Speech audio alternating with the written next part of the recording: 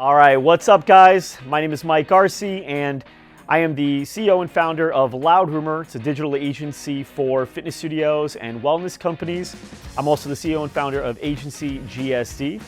It's a program where we help digital agencies, much like yours, become better agencies. To give you guys a little background as to what Loud Rumor is and what we've been able to do here, we've been in business now since 2010 is when we really got out there and started getting customers and doing what we needed to do to grow as an agency. Had a pretty big struggle for the first 5 years, not really getting a lot of traction. About 2015, we were able to get up to about 500,000 in revenue. 2016, we were able to actually double that. 2017, almost triple that. And this year, we're expecting to double that number as well. So we're pretty excited about what we're able to do here between both Agency GSD and Loud Rumor. When it comes to Agency GSD, I think the real reason that we began that, it just felt like too smooth not to do it. We already had, over the course of probably from the beginning of 2016 on, or actually I would say mid-2016 on, we've had people ask me to either be on their podcast or jump on a webinar or kind of like what Ty Lopez actually asked me to do and jump on this course. We did this maybe about a year ago to help share how we were able to grow as fast as we've been able to grow, now selling almost 600 people into our program and for our agency, right? So agency clients. And so between all the people reaching out and asking how we do this and how we're able to basically get this many people, there was a lot of coaching opportunities where people were asking me to coach and mentor and do all that, which is super fun and exciting. The only negative to that is that it takes up a lot of time. And so even if I charge $10,000 a day, which is a pretty cool fee, it's that entire day I'm not working on my business. I'm only working on somebody else's, right? So now the 10,000 doesn't look like so much anymore because, I can't grow my business that way. I could only grow theirs. But I still wanted to be able to deliver the value. So we created courses and we created tons of videos. If you guys haven't already checked out my YouTube videos or my Facebook videos, we produce a ton of content. Actually, the video that we're going to be doing today, this is going to be kind of like a more detailed version, a better version of what I already put out probably around 3-4 weeks ago. And it's basically called the perfect pitch, right? The perfect sales pitch if you're an agency owner or if you're a sales rep at an agency and you want to be able to get more of the people that you're sitting down with to buy your service. So the handle for all these things is Mike Arce Live. So YouTube, just youtube.com/Mike Arce Live, facebook.com/Mike Arce Live, and Instagram's Mike Arce Live, and it just keeps going, Twitter. So now that you guys know all that stuff, we're going to dive into the perfect pitch. And there really is no one perfect pitch, but what I'm showing you is the perfect steps. We've optimized, much like a restaurant will optimize a menu, and how you should be optimizing your ads. We've optimized our demo, we've optimized our pitch, how we get there, and I'm a big student of sales. In fact, out of everything that I learn and love to learn when it comes to people, when it comes to service, when it comes to advertising, marketing, all that stuff is really fun. I enjoy all of it to a very high level, but sales is one of those things I think I enjoy a little bit more than most because I realize that in order for all those things to work really well, you have to have good sales skills behind them, right? Your sales team obviously needs to know how to sell, but so does your account management team. The better they can sell, the easier it is to work with clients because they not only have to sell them on maybe upgrades and options to improve their program, but they also need to be able to sell them on ideas and why the client should trust them on the new strategy they want to implement or the new process they want to put in place for them. That's not an easy thing for people to just trust and believe in unless they're sold on the idea. And so sales to me is something I think in every department, it's super important. Okay, so let's dive in. Now there's different levels of leads. I don't know if anybody here has ever worked on a sales floor, or anybody's ever managed a sales floor. I've been, lucky enough to have a cool job where I've managed over 70 people on a sales floor before. It was definitely a lot of work. There were a lot of things I had to do all day, every day. It felt like I was working 15 hours a day because, when you have salespeople that want to stay late to make that last sale, you have to stay and help them out if they need to help you be there to close a deal. So with that said, there's different quality of leads. There's hot leads There's lukewarm leads, and then there's cold leads. And same thing goes with, ads and all that stuff as well. And when you work in a sales floor, typically what you want to do is give your best salespeople the best leads, and the people that are not as skilled and don't close as well, you give them the lower quality leads, because you want to make sure you're having your highest likelihood of getting new business. And so the leads that are ready to buy, you want to give them to people that you know won't let that person off the hook because they messed up on something that should have been a lay down for the business. So for you as a salesperson, I think step one is to really identify what a hot lead is, what a warm lead is, and what a cold lead is, so that you can determine what the next step is for you. So for example, if a lead is really cold, you really want to know as much as you can about that person before going into that meeting. How long have they been in business? How many locations do they have? How many members might they have? What type of business do you do? Because there's a phrase out there that says people don't care how much you know until you know how much they care, right? And so if I go in there and I don't know anything about the person I'm about to talk to, and they don't know anything about me either, this is just a weird meeting, right? The same thing like, when I interview people, I like to ask in the interview process, so tell me what you know about Loud Rumor. And if they don't know anything about it, I'm so turned off already because I feel like they did no homework before coming into this interview, which tells me they don't really care so much. They just kind of want a job right now. And we want to make sure that we practice the same thing on our sales ends, right? So for us, we like to know all that information. For the hot leads, it's a little different. For the hot leads, you really just want to, you can get a lot of the info that you need on that initial call. That's why it's a hot lead. So maybe they already told you what they're looking for. They heard about you through here. Maybe it's a referral, whatever it is. Referrals are always hot leads. By the way, if you have a great closing ratio, and you go back and look and most of your leads came from referrals, that doesn't mean you're a good closer. It just means you're good at taking orders, and that's simple. So to be a good closer, it's the one that can take cold leads or the one that can take hot leads and then get tons of referrals from that person as you've constantly built a relationship ongoing with that guy or girl.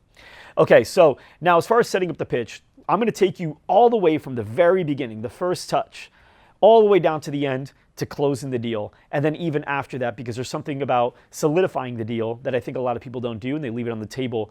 And if you don't do this, you get what's called buyer's remorse, and that's not a good way to begin the relationship. So let's really just kick things off at the first touch. So very first thing you need to do is ask questions. If you got someone on the phone, you've got to ask as many questions as you can. It doesn't really end. There's no limit as to how many questions you can ask until you can tell they're ready to move on.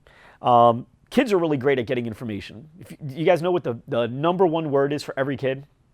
Kids say it, like, especially you're like 5 years old, 6 years old, they'll say this word 100 times a day. Why? Right? Why? My son's name is Julian. Julian, you got to go to school. Why?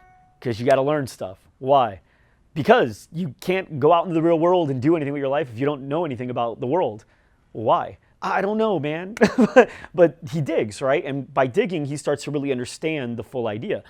So for you, you want to understand as much as you can. So when you get on the phone with the person, whether they reached out to you or you reached out to them because you cold call them, that's as cold as it gets, right?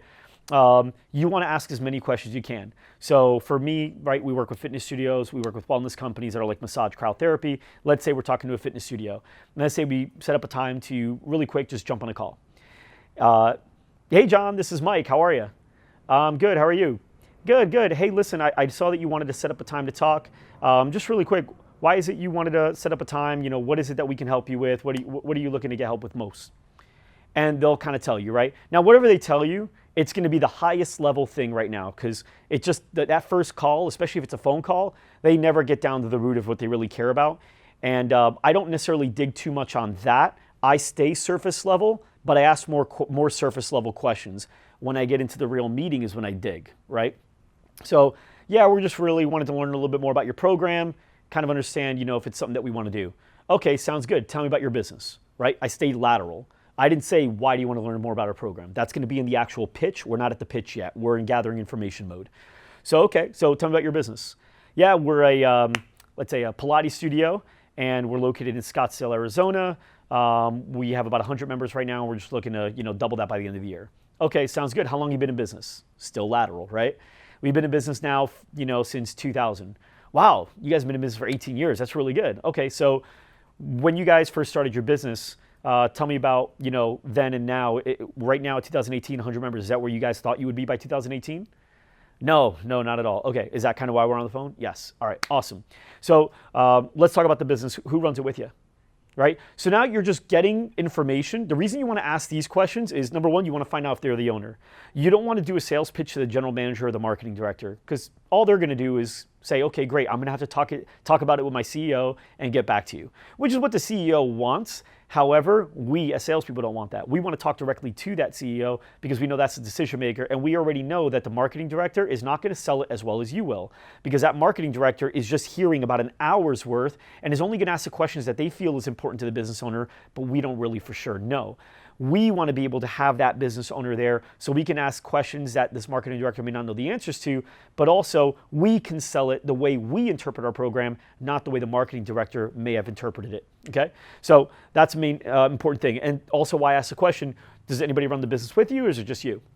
Is because if they have another partner, a decision maker, that person needs to be there as well. We do not sell to just half of the decision-making team. We sell to the entire decision-making team. If the decision maker is not in the room, or if one of the decision makers is not in the room, then your likelihood of closing that deal just drops significantly, because that person, again, is not going to get that information communicated over the same way as if you were the one to sit down with them and talk to them about it. So find out, okay, so who runs the business with you?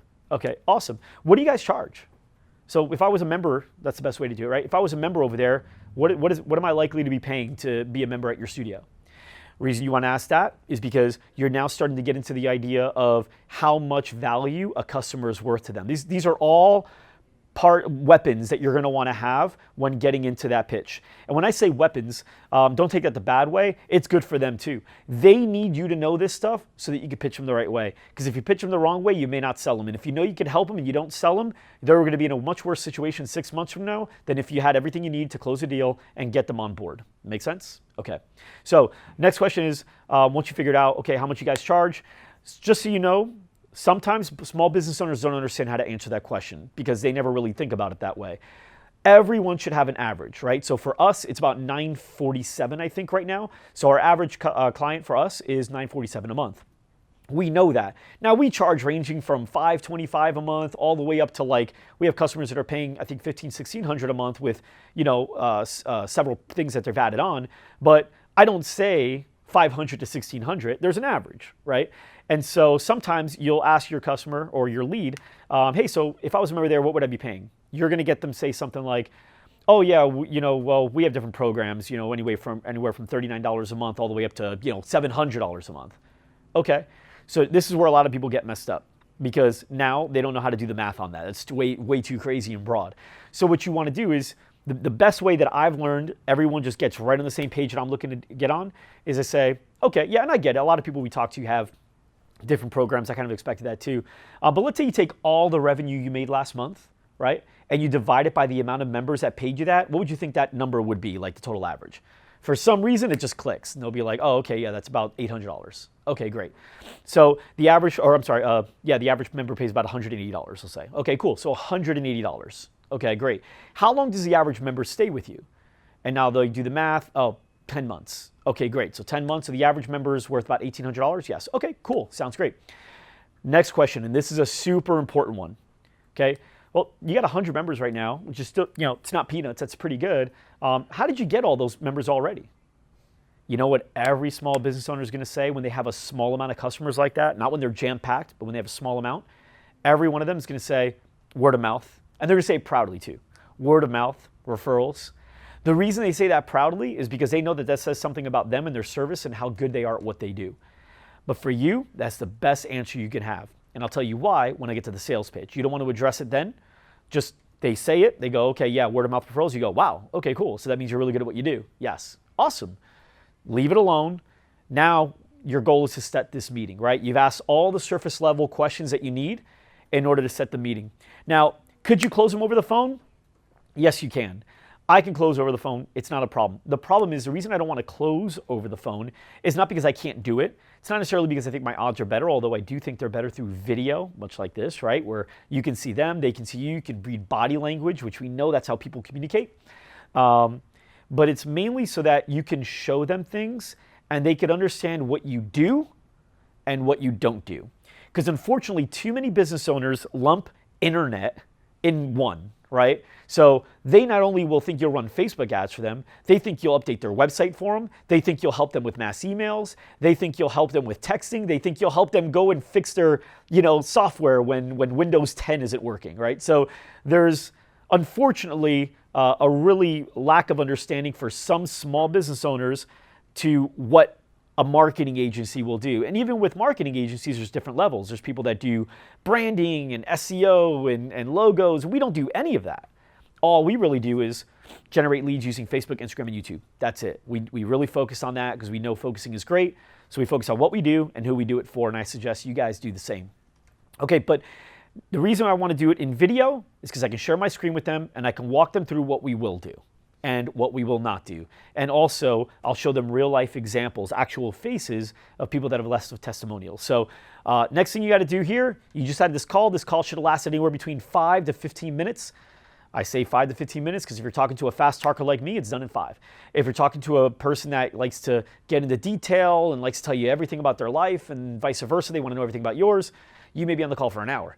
But you want to get off this call as quickly as you can, gather information, and set up a demo. Okay, so now in order to set up the demo, you say, hey, Jan, so just so you know, everything you're talking about sounds great.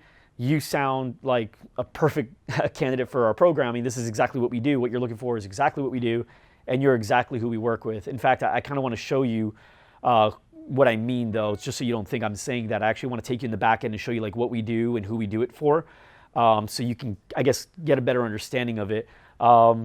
I can share my screen with you, but when can we do a demo? Are you able to do one right now? Do you have a computer with you? If they could do one right now, that is the best time to do it. Never set up an appointment when you can do it today, right now. Now, if they can't do it right now, you want to get it as quickly as you possibly can. No, I don't have a computer with me right now. I'm just about to jump into class. Okay, no problem. What time's your class over? Well, it's over at 4, but then I have another class after that. Okay, got it. You're back to back, huh? Yeah. Okay, no problem. Do you just want to do it after your last class? Right? So you just keep getting it as close as you can. You get farther away, that's fine, but just do your best to keep it in tight. Now, if the person says next week, just say, oh man, that's so far from now. Look, here's the deal. We change a lot of stuff sometimes, so why don't we do this? I'll call you in about 5 days and we can set it up then. I do not set demos that are farther than 3 days out. I'd rather just call them because the likelihood of them showing, the show rate, which we've tested, trust me, we set up a ton of demos, the show rate is so low when it's past 3 days that it's not even worth setting it because you're just taking up space in your calendar that can reserve for somebody that will show. So 3 days or less. If it's 4 days or out, don't even book it. Just tell them you'll follow up with them, okay? And just follow up with them 2 days before they said they'd like to do that demo. Okay, so now they say, yeah, I'd like to do that. Okay, awesome. So let's say it's not today. If it's today, it's easy, right? You just go ahead and share your screen with them. We like using Zoom. You can use GoToMeeting. It's your call. Both of them work really well. We like Zoom because it's super easy to record. Everything looks really good. It records everything in file size, in a small file size. The reason we think that's super important as well is because everybody that's great at anything goes back and watches what they do and finds a way to make it better. They don't just settle for the way I'm doing it right now is the way it works. It always works. Oh, it always worked. That is like the worst mentality, and that's a person just literally traveling that journey of mediocrity. So you are always looking to find a way to do what you're already doing, how to do it better, how to do it faster, how to do it cheaper. If you're not doing that, somebody else is going to do it before you will, and they'll take you out of business. So, or if you're an employee, you're a salesperson there, they'll take your job. So you want to make sure that you're constantly the one that's stepping up your game, and somebody else that's got a stepped up game already isn't making you look bad. Important. Okay. So now that you've talked to them, you said, okay, yeah, let's go ahead and share a screen. Let's say you decide that you're going to set it up for tomorrow at 10 a.m. Okay. All right, great. So let's do it at 10 a.m. tomorrow. And I will actually send you a link for Zoom meeting. Oh, and going back to that, the reason I said Zoom meeting, you could record, you want to go back and watch what you've done. So when I was selling a ton, right now we have, salespeople here selling, which is really, really cool. It takes a lot off my plate so I can focus on the business. But we record every sales call we do. And it's always great to go back and watch what you did to find out what you could have done. Sometimes you don't even know what you did wrong until you watch it from the outside in. And you see yourself doing something, you go, man, he just talked about pain and I let him off the hook. Or, oh man, he just asked me a question and I brushed it off. Or man, I was just about to make a point, I got sidetracked and never went back to it. Right? And you start realizing that sometimes you talk too much, And sometimes you leave things out that could have been vital to closing that sale. But you would have never realized that in first person because you're so in the zone, or at least you should be. But when you watch it from the outside in, you catch those things. And sometimes when you watch yourself, and you watch yourself make mistakes, it bothers you and it really eats at you. And that's important that it bothers you. You got to be almost pissed off, because if you're not pissed off and it doesn't bother you, then the next time you're in that situation and you have the opportunity to make that same mistake, you remember it better. It stays with you and you think about it and you avoid it. So you do that enough times over the course of 50, 100 pitches, I mean, you're pretty solid at that point. You've really gotten to the point where you're making less and less and less mistakes. Okay, so let's say we use Zoom. When you use Zoom, I don't have to teach you guys the technical stuff. I think we got a pretty tech-savvy group here. Plus, Zoom is really simple. So all you got to do is open up your Zoom. You click on schedule a meeting. You go ahead and put in their email address, and then automatically sends them all the information they need with a link so they can click on it and then just join the meeting at the appropriate time. They can even automatically add it to their calendar. Zoom is super awesome and simple and makes it easy for everyone that needs to be in that meeting. Okay, so now we set up the meeting. You do not just show up at 4 o'clock or 10 o'clock the next morning. You do not just show up at 10 o'clock. The first thing you do after you jump off that call is you send a text message if you have their cell, which you probably should at this point now. I don't know too many people that use landlines. But you send them a text message 10 minutes after. Hey, Jan, just wanted to thank you so much for the call. I'm really excited to show you what we're doing for other studios like yours. See you tomorrow at 10. Let me know if there's anything you need me to know in addition to what we talked about before our call. Thanks again. Enjoy the rest of your night. See you in the morning. Leave it alone. There's something about getting that text message again 10 minutes later, because we don't know what they've been thinking about in that 10 minutes, but we want them to get that surge again, okay? And we're going to do that again later on after the pitch. Okay, so now you sent that text message. That also acts as a confirmation. I would also send an email saying almost the same thing. Hey, Jan, just sent you a text message thanking you again. Super awesome to talk to you, but I just wanted this email to act as a reminder for you. Tomorrow at 10 a.m., I'll see you. You should have already gotten a link from Zoom, and I'm excited to talk to you about what we're doing for all the other studios like yours at 10. Have a great night. See you in the morning. Same thing, right? So now the next morning, 8 a.m. comes around, you start work, 7 a.m., whenever you start, send another email. Okay? And if it's 8 o'clock, 9 o'clock, feel free to send a text message. Hey, Jan, good morning. Hope you're having a great day. Just wanted to let you know I refueled on my coffee and I'm 100% ready for 10 a.m. See you there. Let me know if you need the link again or if you're all good, right? That's it. You want these people to show. Before doing this process, we had a terrible show rate because even if you use a calendar and you're real diligent about it, I'm very diligent. Nothing doesn't get into my calendar. Believe it or not, a lot of people don't. A lot of people rely on memories. It's crazy, but it's true. And they think they're going to remember tomorrow at 10. I don't have to write that down. I'll remember. It's crazy, but it does happen. And they don't remember. Or an employee comes up with an issue. I got a minute issue. And the next thing you know, it turns into an hour and they missed a call and they think they can get it back. And they can, but meanwhile, your time is wasted. So make sure you follow up. Okay, 10 a.m. comes, make sure you're already on the call. And the first thing you want to do is say hi, but make sure they can see you and hear you okay. You want to make sure you do that. So, hey, Jan. Jan comes on. Hey, Jan, just wanted to check in. Can you see me? Can you hear me okay? Yes. All right, awesome. Now, just so you know, from this moment on, everything I'm going to talk to you about will work perfectly for sitting down in person or for screen recording or video meeting. It's the same thing from everything I'm about to talk about on. Just replace certain terminology, right? So if you hear me say, why did you decide to take this call or why did you decide to meet with me today? Anything like that, just know that they just change the verbiage up, but everything I'm about to do works for both. Okay, so now you test it. Can you hear me okay? Yes. Okay, great. Can you see me? Yes. Can you see my screen? Yes. What do you see on my screen? I see it says Loud Rumor. Okay, awesome, perfect. So now you go, all right, well, Jan, thanks so much for taking my call. Did you have a great night? Yes. Awesome. You having a good start to your morning so far? Yes. Great. Now, that's it. I know there's a lot of salespeople that talk about building rapport. The truth, what I've learned is that higher level salespeople or higher level business people that are doing $1 million, $2 million, $3 million more in their business, these people are actually really good at building rapport and they actually like the process of building relationships. I like knowing my vendors. I like being able to talk to them and say hi, shake their hands at conferences. What I've learned though is if you're targeting a smaller audience, local, barbers, local dentists, local fitness studios, unfortunately, they're not only not good at building rapport, which means they're not good at it, but they don't know how to do it, right? So when you start building the rapport, they feel like they're just looking through it, and they know that you're just trying to build rapport, because they don't know how to do it. They just want to get out of it. So the goal as a salesperson is to not make the other person uncomfortable. An uncomfortable mind never buys. So everything that you have to do to make that person comfortable, you've got to do. And so little things, I know it sounds crazy, but when I notice that someone's good at math, I could tell they're like doing numbers in their head and they just like spit out math real fast. I know that not only are they good at math, but they like the fact that they're good at math and like showing it off. So I'll actually be bad at math on purpose in that meeting just so they can shine.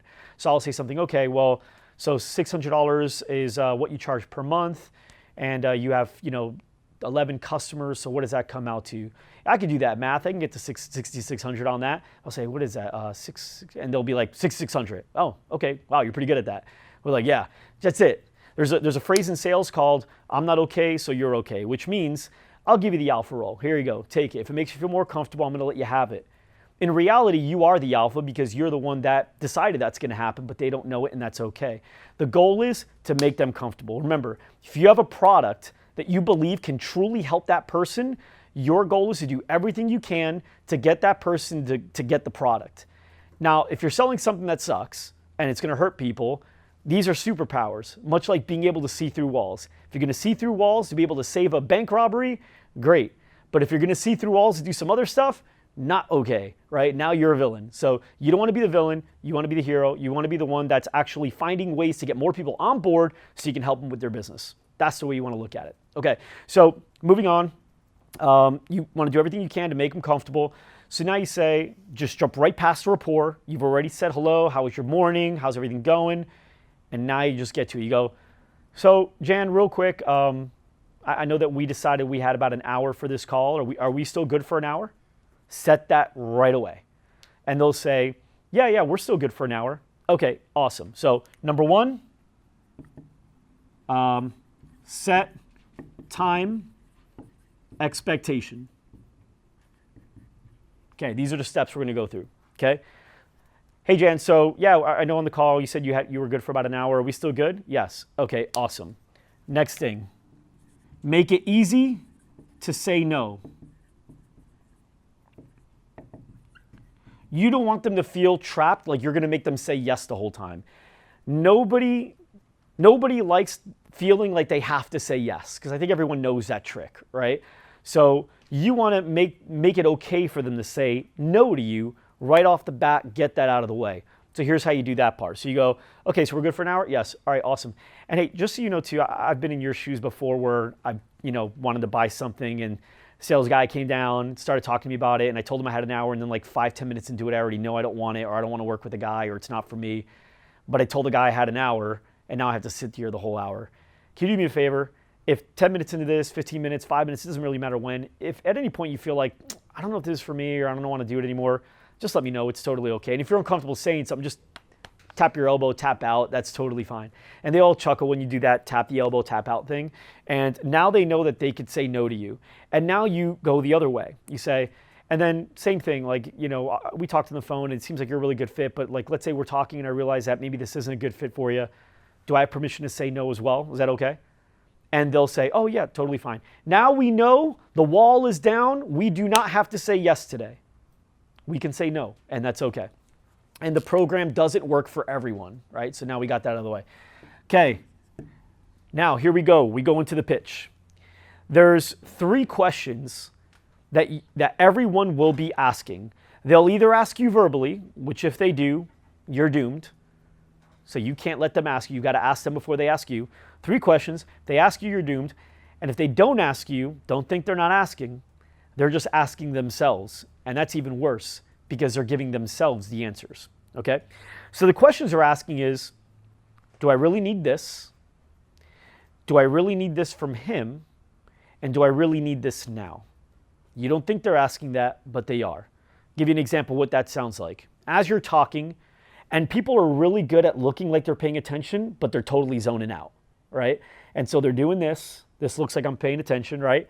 But what they're really going is, do I really need to do this? I know my friend said that she was like going to expos and she was like sponsoring different local events.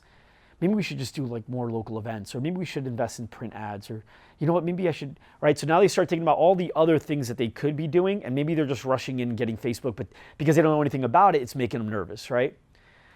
The next thing that they're asking is, do I need this from him?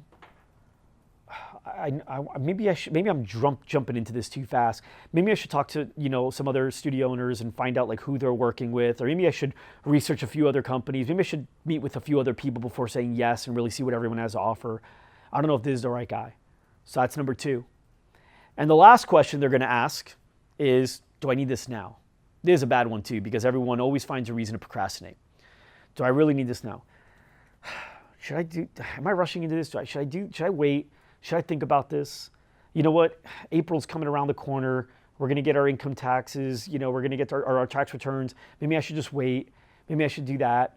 You know what? Look, maybe I should wait till we have 120 members. Why am I rushing? And people will start literally creating goals as to when they should start it, today not being one of them. Those 3 questions happen, it sucks for you. And now that's them asking themselves. Here's what it sounds like when they ask you. And by the way, I'm going to show you how to beat all of these by never having to fight them in the first place. But here's how it looks like for you. So you're talking about your program, you're doing the whole dog and pony show, and you're telling them everything about your program and why it's so amazing. And then they go, so why should we do Facebook ads? You know, I hear a lot of people saying like Google AdWords and SEO. Why Facebook? There's no way you can win this battle. I mean, maybe a really experienced one can do it by flipping it, but reality, you're going to have to answer that question. Because if you don't, they're going to feel like you're avoiding it, and that's even worse. And if you answer the question, it sounds like you're justifying it or you're selling it, because it's setting you up to look that way. And so you may say something like, well, you know, Facebook's where everything's at, you know, and a lot of people are on Facebook. It's the most used platform, and, you know, we have, you know, your competitors are on there. So you can say all the things you want. It doesn't really matter, because it sounds like you're selling it. It sounds like no matter what they would have said, if you're selling SEO or AdWords or YouTube, you would have said the same stuff. So put you in a bad spot. So quick question, you know, I saw there were this question number 2, right? So I know there's a couple other companies we were looking at. You know, one of them was ABC Marketing. The other one was DEF Marketing. And I guess, how do you guys differentiate? Now this sucks even more, because number 1, if you don't know who those companies are, you don't even know how to answer that question. And if you do know those companies are, same thing, you're going to sound like you're selling. And you're justifying, and that's not a good way to go. Oh, well, you know, we like to do scheduled reports every week, and we also, you know, have great results, and we were really focused on conversions, and it's like, yeah, everyone should be like that. So that sucks too. And then you get into the third reason. Yeah, I want to do it. I'm just thinking, you know, maybe we just wait a couple months. We have our taxes coming back, and I think that'll be a great way for us to start off. And what are you going to do? No matter what you say, it's going to sound like you don't care about the reason they want to wait. You just think they should start now because, of course, you want to sell them. You're just screwed if all 3 of those questions come up, or any of those questions come up. And if they don't come up, it's even worse, because they're asking and answering it themselves in their heads. So we're going to show you guys how to beat that. The next thing is the 3 questions, which is why this, why us, and why now? Okay, so you just got into, remember this line? We go, okay, so is it okay if, you know, I feel like this isn't right for you? Can I just let you know and we can end the meeting early? Yes. All right, awesome. Well, Jan, tell me a little bit about why I'm here today. Well, why are you interested in Facebook ads? Right? So now the cool thing is, she has to answer that question. And she will not, even whoever's right now thinking, oh, what if they say, I don't know, why should we? No one's going to say that. If it does happen, it doesn't happen often enough to even talk about it. Everyone's going to answer it. And they're going to answer it in the real reason as to what, because they're here for a reason, right? If they're on the call, or if you're in their office, it's because they want this. Otherwise, they wouldn't have taken the meeting. They got other things to do. This isn't like, you know, something they have to do. It's not required. So you're there for a reason. They do have an interest in this. And so this, us, and now, these 3 questions, they had good answers for at one point. But now, because they don't want to be sold, remember, people love to buy, but they don't love to be sold. Because they don't want to be sold, they're now combating their own initial reasons for being here in the first place. So now we're going to go back. We're going to say, all right, so tell me, why Facebook ads? They're all going to answer. They're going to say, Well, I know, it's kind of where it's at, and I see my competitors on there. Funny thing is, 9 times out of 10, they'll tell you all the things you would have said if they would have asked you. The only difference is because it came from them, it actually works. Okay? Now, what's even better is that sometimes they won't say everything that you would have said, but what they do say is the stuff that's more important to them, why they're doing it, which is really important because when it's your turn to really start addressing everything, now you want to make sure that you're really addressing the real reason that they're wanting to do this, work with you, and work with you now, okay? So why do you want to do Facebook ads? Oh, we know that's where our competitors are, and we keep seeing it, and it's driving us nuts that we see their ads, and I know we're better than them, and okay, so they're saying all that, and you go, okay, why do you think you're better than them? Now you start digging. Remember I told you don't dig on the call, dig here? So now you start digging. Why do you think you're better? Well, I mean, we actually care about our clients. We've had a lot of people come over from their gym and say that they feel like they don't care about them or they treat them like scum. And, it's like now you start hearing all this and you're going, okay, great. Now we know what I can start addressing later on. So then you go, okay, awesome. So Facebook ads. So, why not AdWords? Why not SEO? Why not print? Why not all the other things that I think a lot of people want to do? Why Facebook ads? Well, I just know that's the platform everyone's on. I see everyone on Facebook constantly. I'm on Facebook all the time, and I just feel like I need to be there or else I'm missing out. You're like, okay. I'd be a hypocrite if I said I didn't believe and agree with you. So, yeah, I agree. Okay, well, that's a good reason. Now we go into the next question. But, there's 1,000 other agencies out there that do what I do. Some charge even less than I do. Why us? Why not any of them? Funny reason is they'll tell you the only and real reasons that they're here with you.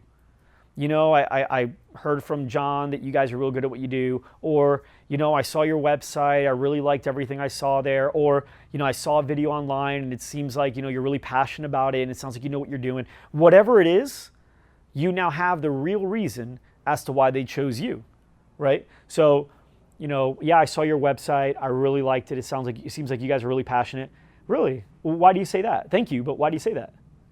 Now they tell you, you had this one video that was like really cool and you talked about your customer, the one over in Oklahoma, and I could tell you guys had like a real relationship. You could tell you really cared about each other, and I feel like I never had that relationship with any of my vendors. Okay, why is that important to you? Yeah, just because, I feel like I want them to care about my business. I don't want them to just, see me as a number. You feel like you've been like that before? Yeah. How'd that make you feel? Not good. Okay, so when you saw us talking to John, the Oklahoma guy, that's kind of the relationship you're looking for? Yeah. Okay, so that's why you're here with me. Yes. Okay. See, now what we're doing is these two questions, they'll never ask these questions in their head again because we've already put them to bed. It's done. It's over. They know why they want Facebook ads. They know why they want us. Now you go to the next thing. Okay. Well, hey, I really appreciate everything you said. We do work hard to have that relationship with our customers, and it's nice to see that other people are taking notice too, and that's really cool. Cool. So I know why you want to work with us, and that's great. And actually, the fact that you like that makes me want to work with you too, because it's important to us. But why now? I know New Year started a month ago. Why didn't you start a month ago? Or taxes are going to be coming in soon. Why not just wait until you get a bunch of money in from taxes? Why now? And everyone will have an answer. I feel like I've been dragging my feet on this. We actually wanted to do it in the summer, and then, stuff fell through, and then we wanted to do it in Thanksgiving, and then we lost a bunch of members, and we didn't have the means to do it. And then we wanted to do it to start the new year. They'll start literally answering their whole reason as to why they haven't done it sooner, because they have been wanting to do it, and why they need to do it now. Okay, so sounds like you know what you want to do, and why you want to do it, and who you want to do it with, right? Yeah. Okay, so I guess now the only thing I want to make sure is that you really like what we do, right? It's cool that we're going to have a great relationship. That's kind of a given. I think you know that already. But I think I at least still want to show you what we do and how we like to structure the ads before you fully commit to it, right? So now we're saying, hold on, don't get ahead of yourself. Before you commit to this, I want to make sure you know what we're doing. Now what we've done is we've positioned them in the fact that, yeah, they are committing to it already. But first, before the commitment, let's do this. But we know there's going to be a commitment, but let's do this first. But we know there's a commitment coming, right? So, yeah, so before we, fully commit to this, I still want to show you like exactly what we do so you can understand the process and make sure it's still in alignment with what you're looking to do. Is that okay? Yeah. Okay, great. So you said you can see my screen, right? Yes. Okay, great. And then you take them through a demo. Now, we've done, gosh, let's see, if we've gotten almost 600 clients and we close at about, let's see, I think we're closing at about 58% demo rate. So we've, at this point, probably have done about 1,000 demos. And we've optimized that demo several times. We actually use Keynote. We use Mac, so we're on Keynote. But if you're a PC user, you may be using PowerPoint. It doesn't really matter. You can also use Google presentations. I like Keynote's what I use. But ultimately, you don't want to show them too much. And we like to show people what we do through actual customers, right? Like how we've done it. Now, if you guys don't have customers yet, that's fine. Do what you have to do. As soon as you start getting customers, use your actual customers and the journey that they take their customers through and what you've built for them to kind of demonstrate what you've done and how you've done it. You also want to make sure, you hold them accountable and you set good expectations. So once you show them what you do, so now you get into this part here was commitment. So now for commitment, we basically want to let people know, we just did commitment. Now we basically want to take them to the next step after commitment, which is the demo, share screen, and then you want to use either Keynote or you want to use Google Drive, which is presentation, or you want to use PowerPoint, okay? Now with this, you want to just let them know first who you've worked with, You want to let them know quickly what you've done, right? So now they start seeing like, okay, cool. Yeah, we do have a kind of studio like that. That's good. And then as far as what we've done, okay, yeah, that is kind of like what I want done. All right, awesome. And then how they felt about it. Yeah, and then, you know, this person's great. We have a great relationship now. So now they can see, okay, how they felt about it. Now you take them through the funnel. Now, what we like to do in the demos, we actually have a slide where we map out the funnel, right? So it says ad to landing page, to thank you page, and then here we have retargeting ad if they don't buy. So we show them everything, right? Automated email, text message, spreadsheet, right? So we basically walk them through so they can see bird's eye view what this marketing funnel actually looks like. And then what we'll do is we'll take them through examples. Now that we see the funnel, I'm going to show you what each one looks like in real time using actual like ads, landing pages, thank you pages. Is that cool? Yes. All right, awesome. Let's dive into the ad. So here's what the ad looks like. Here's what we like to do. And then we show them how we like to use specificity, curiosity, urgency, popularity, rarity, all these like strategies that's big in sales and marketing, how we like to use that in the ad copy and the type of images and videos that we like to use because we know they work, right? So we show them this, and then we show them what the actual landing page looks like. So we take them through a landing page. Now we're very clear and specific to let these people know that we're talking to, that this is an example of one ad, but we have several different variations of ads that work differently depending on the person we're working with. So this ad may not necessarily be the one that our account manager chooses for you. There's probably going to be a few others that we think are better, but just so you have an idea, right? That's important because we don't want them to go, okay, I'm not going to do this on my own or test it just because I got the information, because I might mess it up and then have to come back. So we want to do that. And then you get to the landing page, you say same thing with the landing page, right? Same thing with the thank you page, right? And you go through. Okay, once you get through this part, then you got to get into number 6, which is the sales process.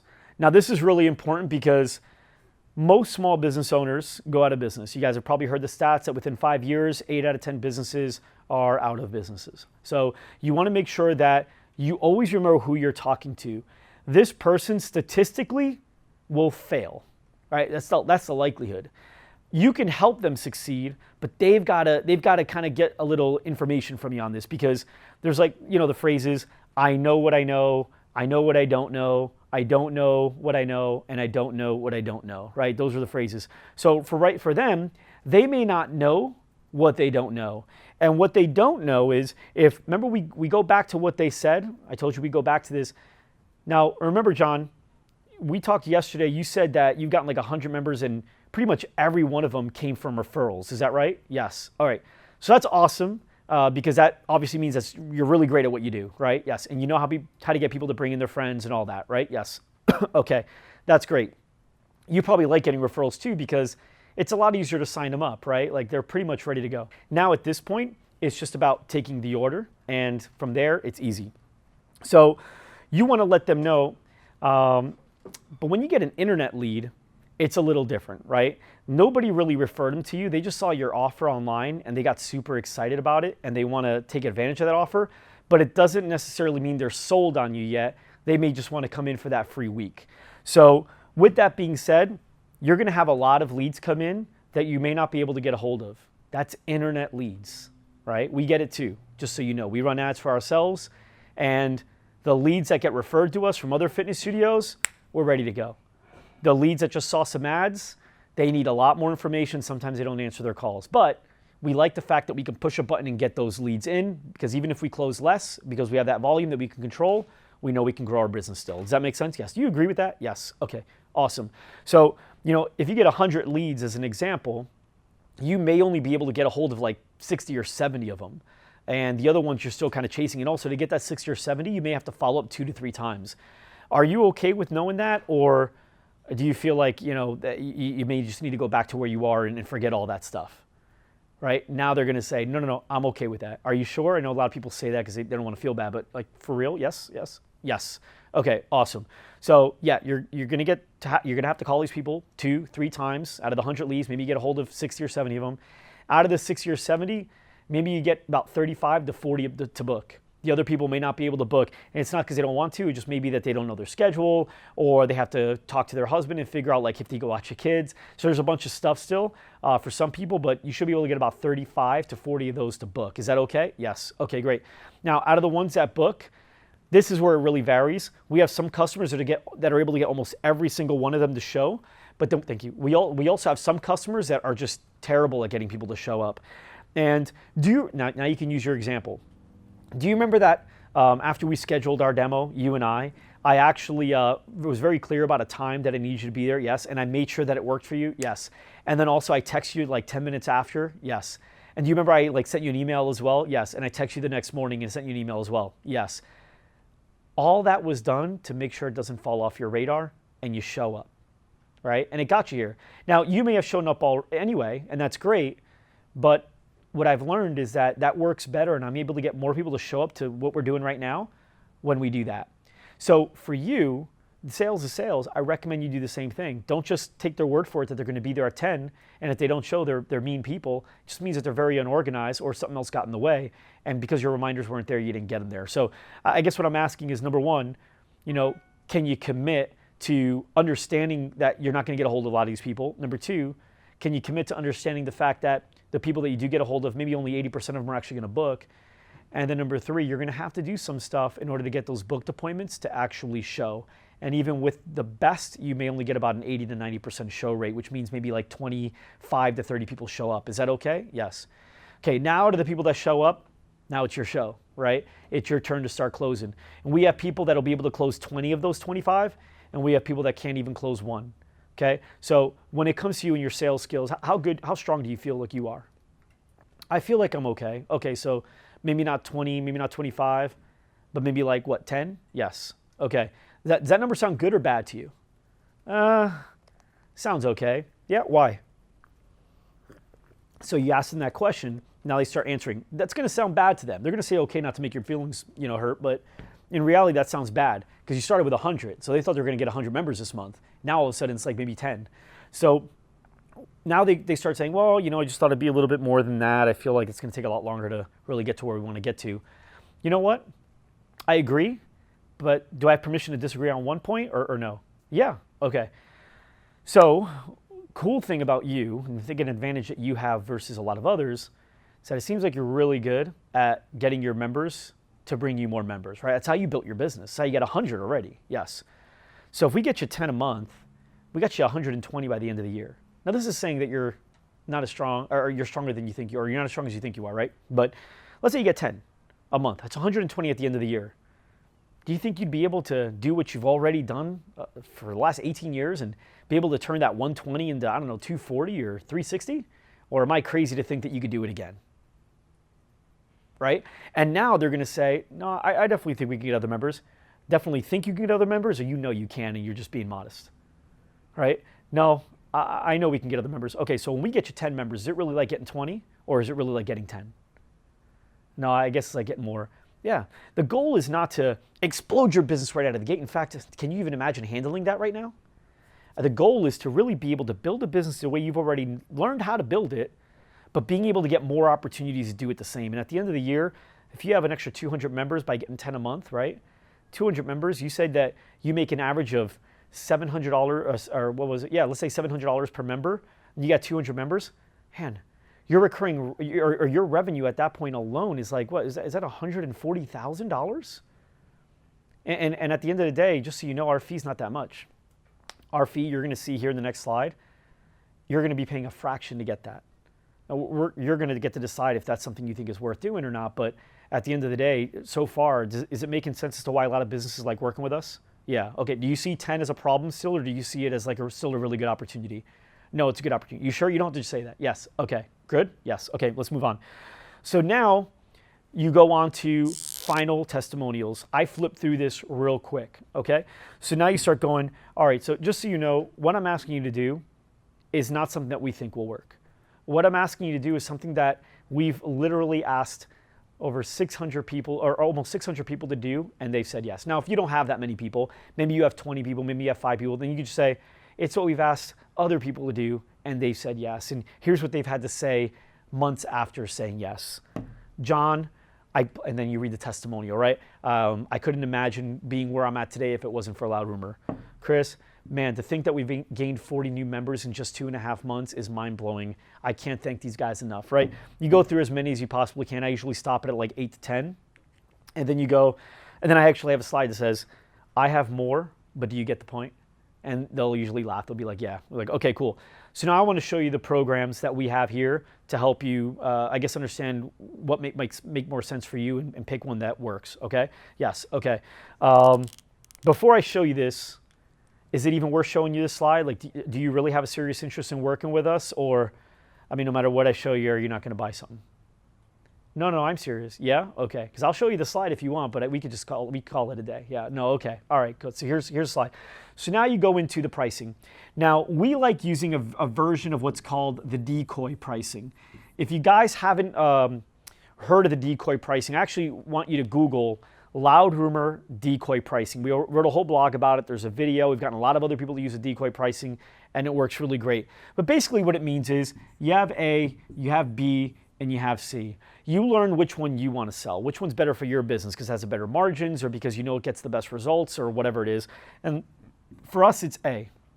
That means B and C really only exist to make A look better. The problem is a lot of people have options that make sense. And because of that, people don't buy. In order for someone to buy, the options need to make no sense. That sounds like it makes no sense, right? But I want to break that down for you. The reason people need to think about it, right, which a lot of people get, I need to think about it, or let me talk it over, or let me really look through. The reason is because all of them look like good options. I just don't know which one I need. This one's a little more, but I get a little more. Oh, this one's a lot more, but I get a lot more. But maybe I should start here. I don't know what I should do. Maybe I should think about it. Maybe I should talk to people, right? What you need to do is make it a no-brainer, meaning it's just stupid simple. Of course I got to pick this one. These don't even make any damn sense. I got to pick this one. So for us, we added a little more value to this one and even less in scalability value to that one, but we almost like doubled and tripled the price. It just doesn't make sense. And also, we, in the sales process, will say, so these are the 3 options we have. You can see, each one has a little bit more value to it. Now you can say this, right? Where you're at in your business and based on everything we talked about right now, I like the idea of swinging for the fences and going to C one day. But for right now, I think let's start with A. Let's see how you handle all the leads that come in, even just from A, because that's going to be a lot. And let's see what you start converting at. I'd like to see you get a rhythm with this type of lead flow with internet leads on top of it, so it's a different lead flow and it's also a different type of lead that you dealt with. I think once we get some traction, some rhythm, we could talk about what else we can add to it. But for right now, I think we should really just start with A. I don't know, what do you think? And they'll agree with you happily because they didn't want to be the cheap one, but you just told them to pick the lowest price one, and it just made their life easier. And because it's a no-brainer, they don't need to think about it, they pick that one. Okay, so now once they pick it, now you need to go ahead and get them signed up like right now. okay? So what you do is you go, okay, so this is the one you want? Yes. Okay, are you sure? Yes. All right, perfect. Well, can I tell you something? Yeah, I'm really excited right now. And not just for me, but for you and for your staff. I think it's gonna be really great. You wanna say your staff. Most small business owners really care about their people, and they wanna do good for their people. They wanna look good for their people, right? They want their people to trust them and believe in them. And so when you say stuff like that, which by the way, if they're able to get more members in the studio, they will look good for their staff, right? Their staff's excited, especially in the fitness game. You have a lot of instructors that are actually paid that way, where we get paid by how many people are in class, right? So you go, yeah, I'm really excited for, obviously you and even your staff. I think it's gonna be really great, and I can't wait to get started. All right, so here's what I'm gonna do. You're obviously by your computer right now, yeah? Yeah? Okay, good. Open your inbox. Don't say, can you open your inbox? Say, okay, open your inbox, okay? I'm gonna send you an email right now, and in the email, I'm just gonna basically send you the agreement I need you to sign over. Tell me when you have it. Now, we use a tool called PandaDoc. And PandaDoc allows us to create agreements in literally 20 to 30 seconds. It's like merge field. You just put in their first name, last name, email, company name, the price that they're going to pay, and then send. It automatically just sends it to them. It goes in their inbox like almost instantly. They say, yep, I got it. Okay, great. Click on that button that says open document. I'll walk through it together. We will walk through it together. You got the decision maker here, so you can do this. Now that you go through it together, you have any questions? No. Remember we talked about expectations? Our agreement is filled with expectations. So, I understand that, a qualified lead is defined as someone that lives within 5 to 7 miles of my studio, that saw my offer and liked it enough to go ahead and opt in, and they're in the demographic that I want to work with. So they initial, right? All these different things. I need 7 days notice in order to pause. We're in a 3-month agreement, all that stuff, right? So you make them initial off all those things, because what you don't ever want to do is deal with, I didn't know that. Oh, I didn't know that. I didn't know that. I didn't see that in the agreement. You initialed off. It's one line. You initialed off each one of these, right? So now you go, okay, great. And it's also your chance to build that rapport there too, right? Hey, really quick, you understand a qualified lead is this, right? Does that make sense to you? Yes. Okay, good. Initial off that. You go through it. Now, once it's done, at the very bottom, it asks for their credit card info. You go ahead and have them plug that in. You go, okay, great. Now just go ahead and click on submit. They click submit. Be like, Jan, it's official. We're together now. We're working together now. Yes. Okay, great. I'm going to send you another email, and this email is going to have 2 links. One of them is a link to show, it's a video that shows you how to prepare for your intake meeting. We're going to set that up right now so that you can prepare and get your account manager everything that you need. And the second link is going to be a video that actually introduces you to your account manager, so you know who they are and you get to know them a little bit before you get on a call with them, because I know you're going to love them, but I want you to see it before you even talk to them. Is that cool? Yes. All right, awesome. So tell me when you got that email. Yes, I got it. Okay. Now, don't click on anything yet. Let's set up the time you do your intake meeting. Can you do it later today? Yes. Okay, what time's good for you? Set it up. Now, based on the size of your agency, maybe you're the account manager, you do the intake, just do it right there and then, right? But if not, then you go ahead and get it set up. And then you go, okay, great. Now, I'm going to send you, now I already sent you the email with the links, with the video, so you can get to know them better. Can you 100% promise me, without a doubt, that you're going to watch those videos before your meeting? Yes. 100%, Jan. Yes. Okay, great. We're excited because it's just for you. It'll be a better meeting for you if you do it. Yes. Okay, great. Now, before I go, Jan, I just want to know, I'm obviously really excited. I'm excited for you. I'm excited for your staff. I'm excited for everybody that's going to be working with you. I just want to know, on a serious note, one-on-one here off the record, are you as excited as I am or no? Yeah, no, I'm super excited, right? Solidify. That's solidifying the sale. You're like, okay, great. Because if you're not, man, we don't have to do this. Yes. Okay, good. I'm super excited. Same thing as before. You say goodbye. You let them know about the intake meeting. You remind them, but then you send a text 10 minutes later. Hey, Jan, I just wanted to say thank you so much for trusting us. You're going to have such a great experience with us, and I'm going to work super hard to make sure your business really sees value in all this stuff. I can't wait to make you a Facebook fan. Mark Zuckerberg's about to be proud, right? Something silly like that. And they'll write back laughing, LOL, or something like that, and that's really great. And from there, the pitch is done. This entire process should take about 45 minutes to an hour, but once you get this down, your pitch is done, and that's how we've closed almost 600 people. So in about like less than 2 years.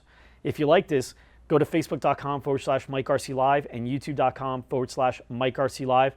and you'll just see a ton of stuff like this. And we're putting out more and more. If you look at the dates of the posts, it's like consistent now. So other than that, thank you guys so much for watching. I appreciate it. Josh, are you still there at all? I don't know if he is, but either way, and end the call. Thanks, guys, and have a great day.